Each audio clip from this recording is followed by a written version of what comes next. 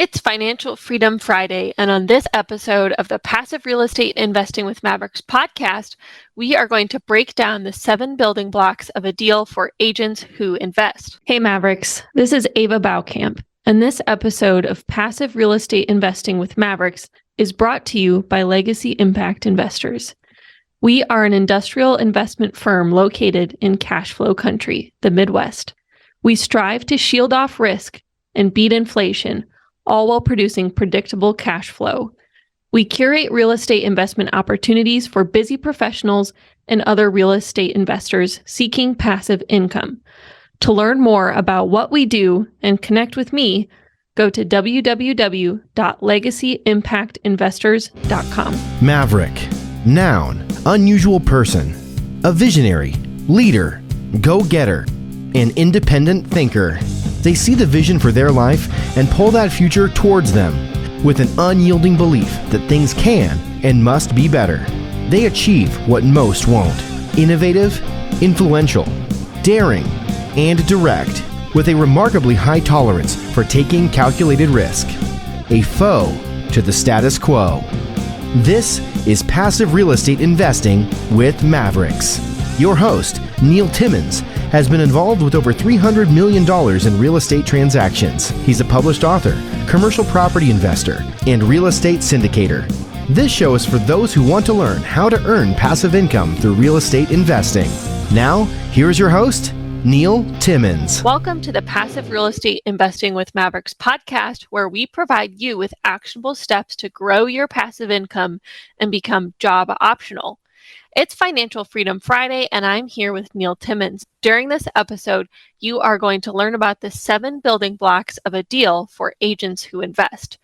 For those of you who are new, I'm your host, Ava Baukamp, and I love to educate investors about passive income from real estate. Before I open up today's episode, I wanted to ask you for a small favor.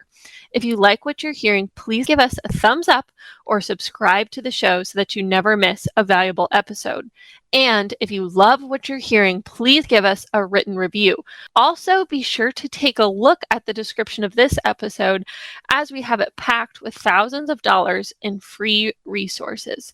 All right, Neil, welcome to this Financial Freedom Friday and the very last episode of our Agent Optional series. How are you doing? The final one. I'm doing great. This has been a wonderful series. I love the feedback we've been getting from folks. It's been a lot of fun, very educational is the feedback I'm getting. So I'm excited to put a bow on our series today. Yeah, so if you're just hopping in, this is the last episode in our Agent Optional Wealth Accelerator series. And since Neil came from the world of residential real estate, we've heard from a lot of listeners who are agents, who are realtors in that space, and they needed a practical breakdown of how to actually invest in commercial real estate without all of the jargon. So the last couple of episodes, we've covered a lot of ground specifically related to this topic. The Top Producers Agent Optional Playbook, the number 1 fatal mistake agents who invest make, what's a syndication, how to invest, what some of your options are, and how the real estate professional status can help you pay less taxes. So lots of great content. If you missed any of those episodes, we recommend that you go back and give them a listen. So for the very last episode in this series, we wanted to give you a helpful tool to break down how to review a deal. So we're giving you 7 building blocks today to help you vet a deal. And we want you to think of these building blocks as a red light, green light, a yellow light system.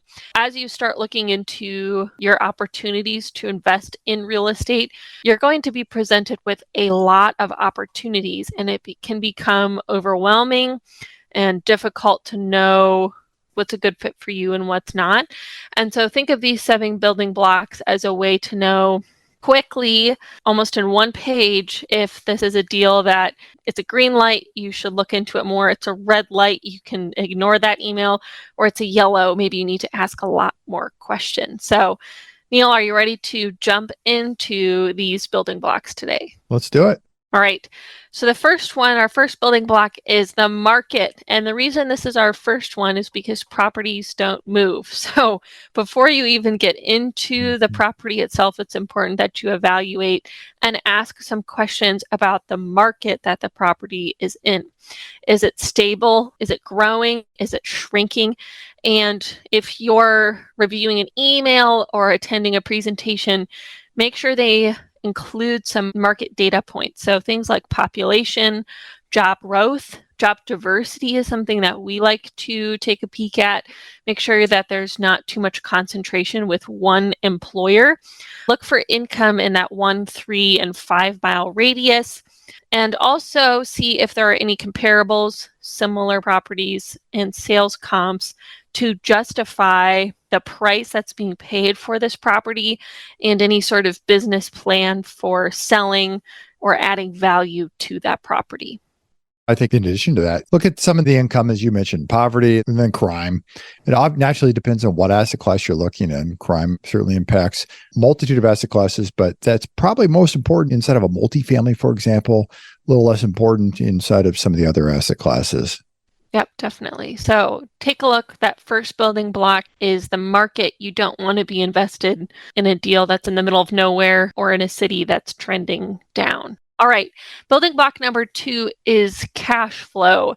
And this is something that as an investor, it's very important that you uncover as many stones as possible here because you'll run into some really slick presentation decks. People can make numbers look really attractive, but it's important to understand what money's coming in and what money is going out and how the operator has put together those numbers to assume certain things. So the first thing you'll probably be looking at is the pro forma. And we always want to look for conservative income growth, conservative expense growth. And if they're trying to fill any vacancy or turn over any units and make renovations, that there's a realistic timeline to give enough time for all of that to happen. You don't want to be looking for crazy rent spike within the first handful of months. That's not realistic and it's not going to set up that opportunity for success. Walk through that underwriting yourself or ask the deal sponsor, the operator, to take 10 to 15 minutes just to walk through that with you. And specifically, if there is a value add component, take a look into what they have set aside to cover expenses. If there's a lot of vacancy, make sure there's a little extra cash in the bank at closing to cover things like taxes or unexpected renovation costs. Neil, do you have any thoughts on this building block? I think that there's a value add component you need to dive a little deeper. What do they have set aside to cover those expenses? How long? What is one going to do to add value? And then how long is it going to take to do that? Are they going to be cash flowing as they go along? Is there going to be a deficit because you're turning over some tenants or maybe you have some vacancy? What's that break even look like? So you want to have a deep understanding of that to go call it a step backwards before we take 2 steps forwards. And if so, you want to understand the thought process and how they went through that underwriting procedure to be able to get to their outcomes. Yeah. And also take a look at what other similar properties are currently leasing for.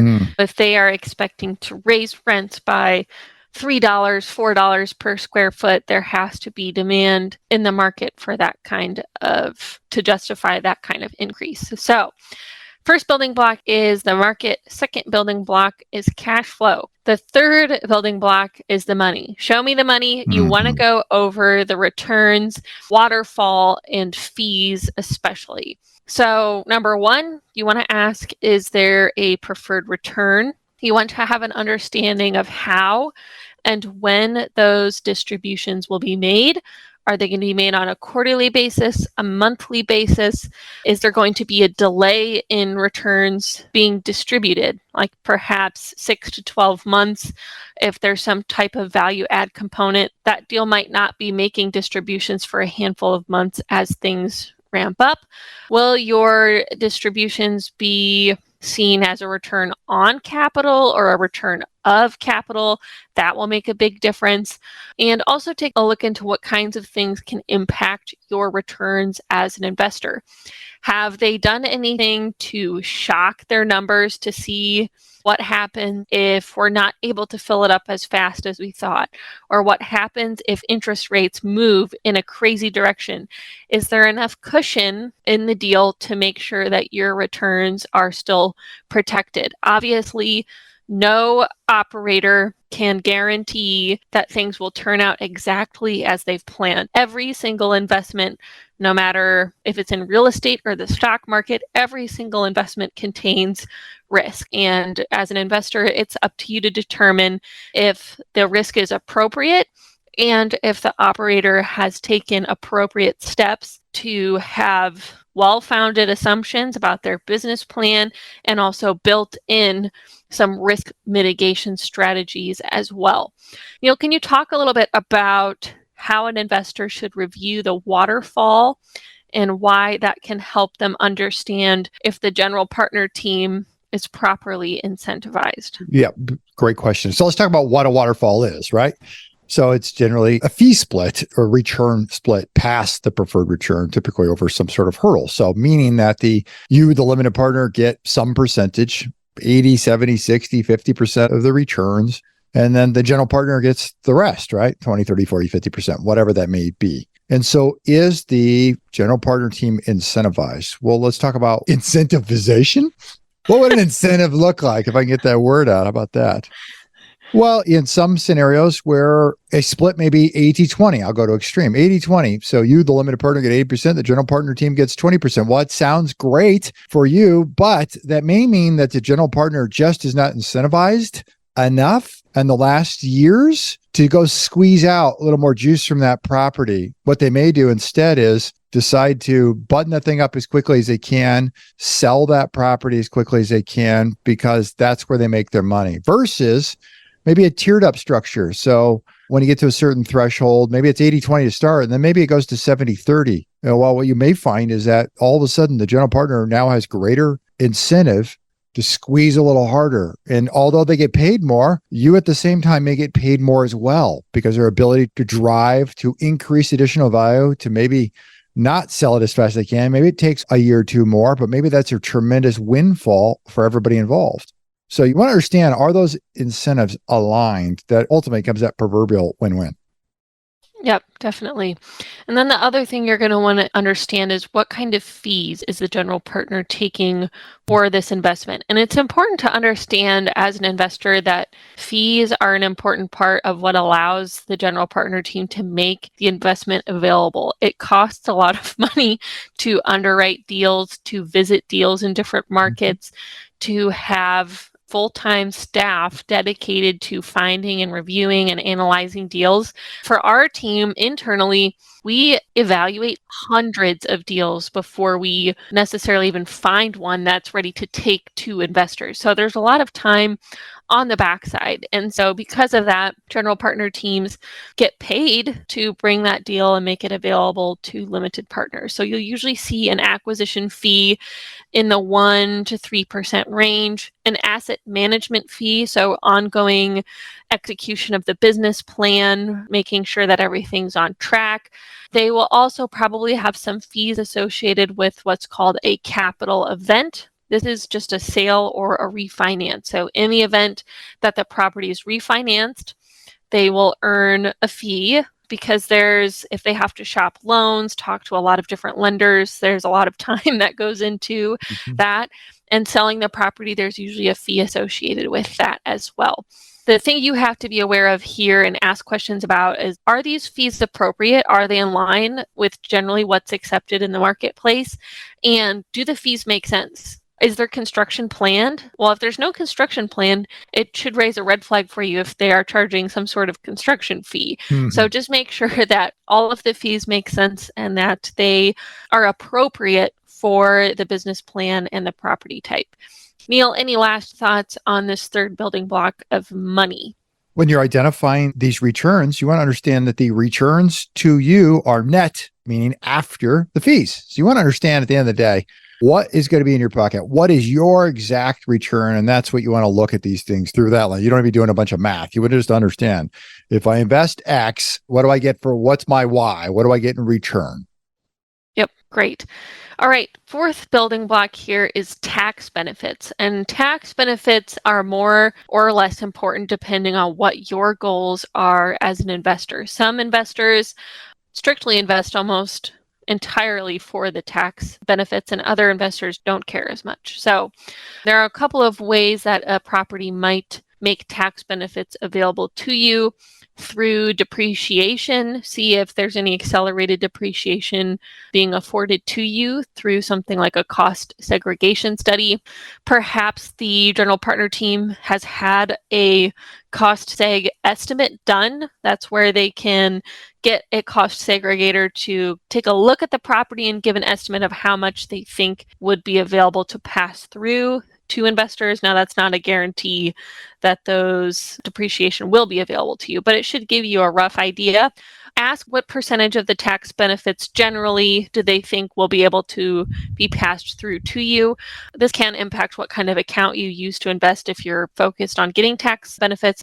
And always talk to your CPA about the depreciation that might be available to you, and also things that you need to plan or account for down the road. So if there's going to be a sale or a refinance, you want to know about those things ahead of time so that you can make appropriate and strategic plans ahead of time and not be surprised by more or less tax benefits than you were expecting. Any thoughts here, Neil?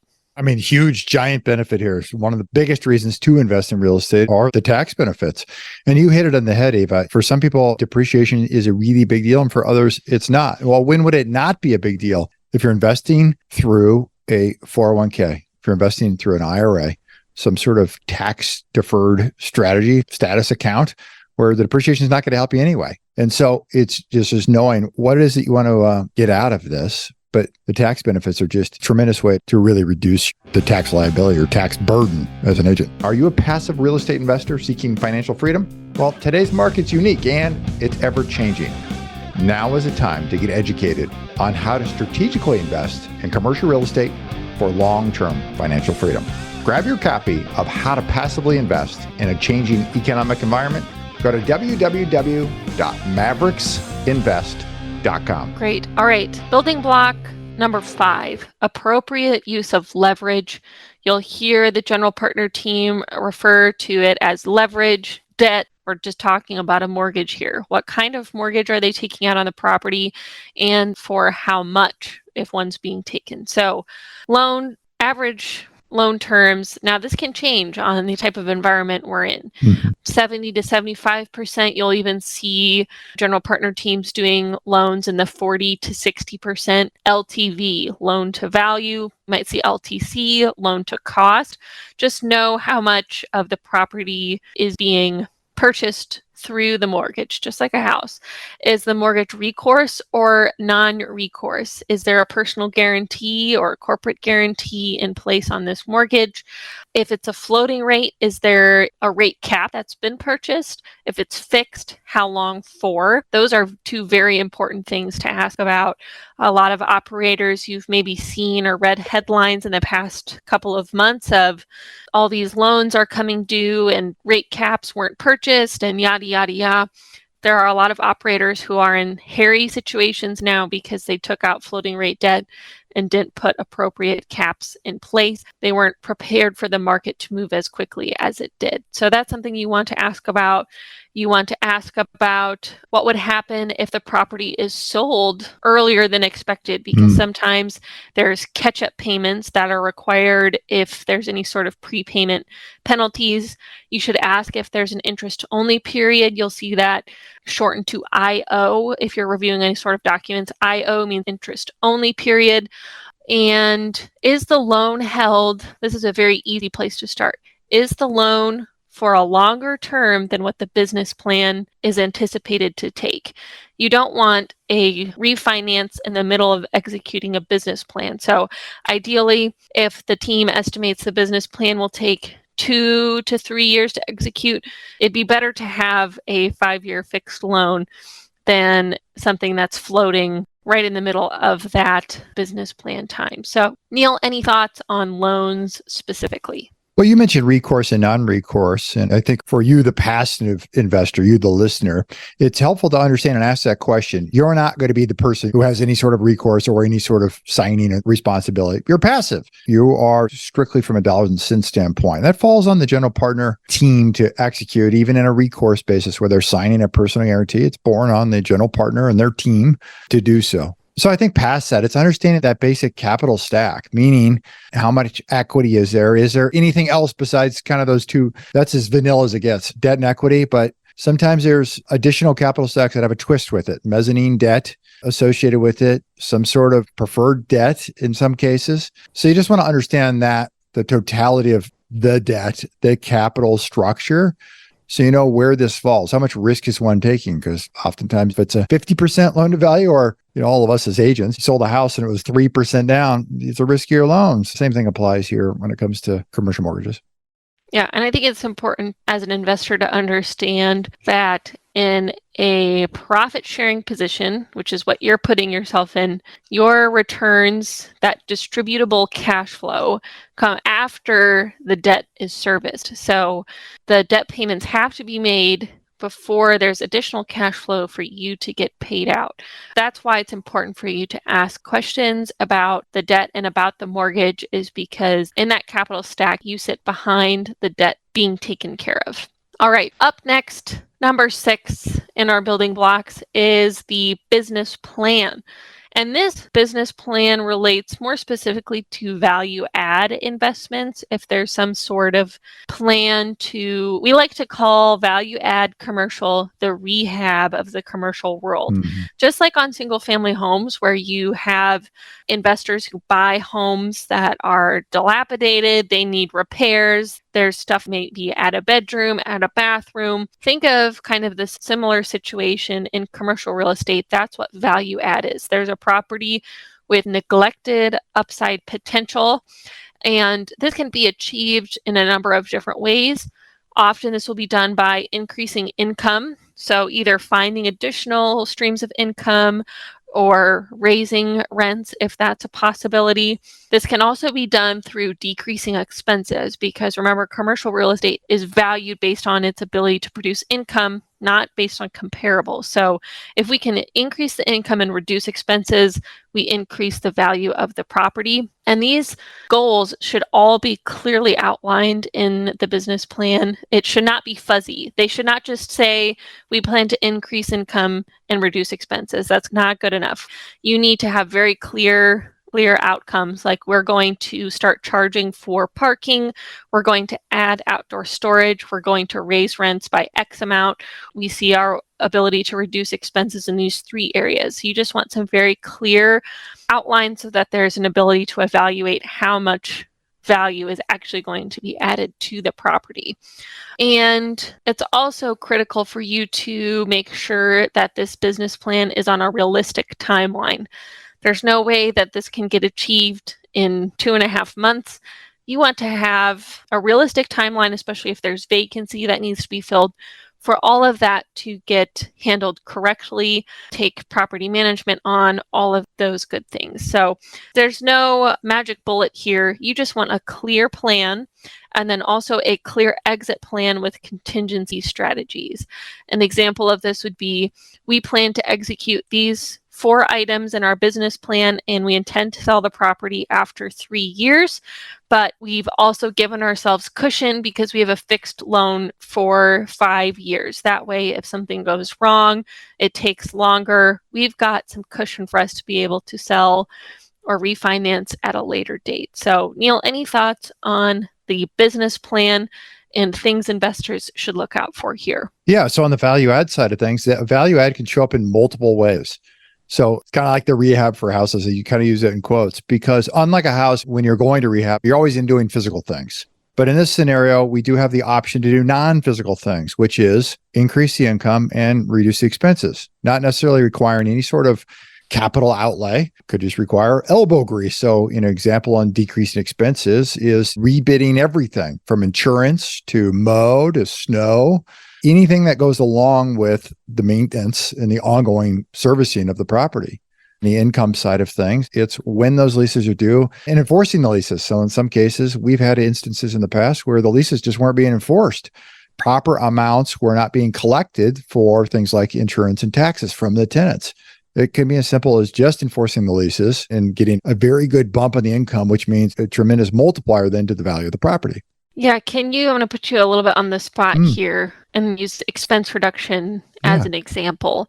Can you outline for the listener how much, let's say you rebid trash and you reduce that trash bill by X amount, how does that actually impact the value of the property? Yeah, that's a great question. So let's say rebid trash, and we just did this here fairly recently on a property we acquired last year, sold it this year, and we just bid the garbage and the recycle and ended up $3,000 savings on an annual basis. Well, $3,000 a year, it's money, but it doesn't sound that attractive in the whole grand scheme of things. But the way we buy things, $3,000 a year in savings ended up turning into, on the sale price, $33,000, just over 33, almost 35 in this scenario, in terms of value and how much increased the sale price of the property. So we get a tremendous compound multiplier effect, if you will, because of our increase in the income. So in this case, reducing the expenses, thus increasing the income. Yeah. So that's a great, very nuanced point. And that's why as an investor, it's important for you, perfectly rolling into our last building block here, to vet the operator. You want to be investing with someone who's got experience and who's got a track record. You can always ask if they have referrals for previous investors or other people just in the real estate business that they work with. Do a search. Just Google search is a pretty easy way to find a lot of information on people. Talk to them. That's probably my biggest recommendation, is talk to someone on the team, talk to multiple people on the team if you have the option to do that. Listen to podcasts, other resources that they post. Evaluate for yourself if they know what they're talking about. Ask more questions. When you think you've asked enough questions, ask another question. And remember, as an investor, for you, this is always about you meeting your financial goals and earning passive income through real estate, helping you become agent optional, making sure that you've got yourself taken care of, your family taken care of. And one of the very best ways to do that is to find an operator that you trust, who you can work with long-term. Real estate is a long-term game. It's not a get-rich-quick scheme. It's not a moneymaker overnight. And you're looking for someone that you can confidently invest with for the next 30 years of your life. That would be the ultimate win-win for you as an investor and for whoever you're working with as a general partner, because they're going to be able to get to know you as an investor, know what kinds of investments you're interested in, and they can really tailor opportunities to you if they're able to work with you in the long term. So this is our last building block, and it is one of the most important, is to evaluate the person that you're investing with, the team that you're investing with, and make sure that you really are able to build a strong personal relationship with them. For me, if it goes on top of building a strong personal relationship, you want to invest alongside them. So what is that? What do I mean by that? It means the operator needs to be writing a check. They need to be putting their own money where their mouth is. So I have seen instances by tremendous operators, huge, big names, where they're putting some money into the deal. By the time they get paid for their acquisition fee to do the deal, they actually make money, meaning they make money from the acquisition fee and then they put a portion of that back into the deal. So I like seeing a scenario where you're going to have a minimum 5%, but probably closer to 10 to 15% of all the money that's getting put into the deal is coming from the operator. They need to write a material size check. If they're not willing to put their money where their mouth is, meaning putting this opportunity in front of you, for me, it would be a very strong pass. Yep, that's a great note. So we covered 7 building blocks today for you as an investor to evaluate quickly a deal, let you know if this is something that you're interested in, or if you are a pass, or perhaps you need to make an extensive list of questions to evaluate it further. So these 7 building blocks are the market, cash flow, the money, tax benefits, appropriate use of debt, the business plan, and the operator. Neil, do you have any concluding thoughts for us before I reveal an exciting new resource for the audience here. Any concluding thoughts for this Agent Optional series?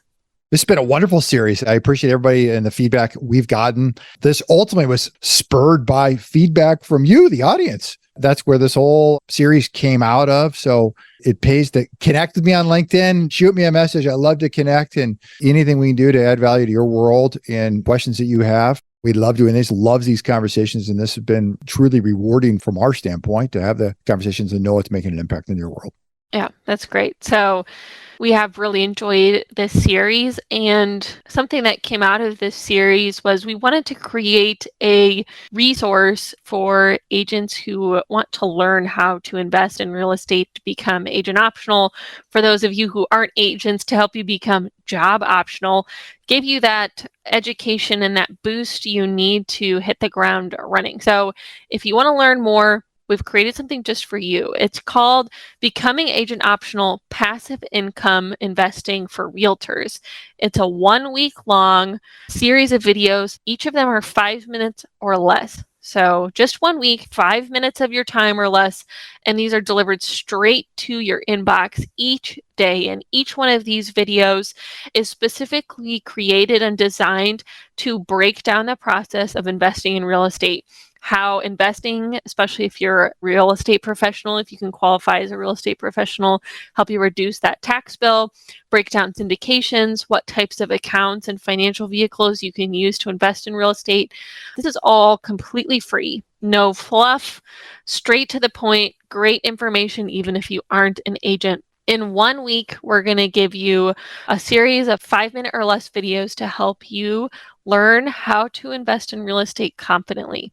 And they're delivered straight to your email inbox. Go to agentoptional.com to sign up for this series, and it's on your own time. So you can sign up at any time. There's no start date, there's no end date. You can sign up and register whenever. Go to agentoptional.com to access the series, and we'll also drop a link in this episode. Thanks. To our listeners, pat yourself on the back. You guys have made it to the end of the show, and most people never finish what they start. If you receive value from today's show, be sure to share it on LinkedIn, your Facebook page, or your social media platform of choice. Subscribe to never miss a valuable episode in the future. And if you found value in today's episode, give us a thumbs up with a positive review. If there's a particular topic you'd like to hear about, well, I want to hear from you. Shoot me a message on LinkedIn. The link to my profile is below in the show notes. You can connect with me there for more valuable content.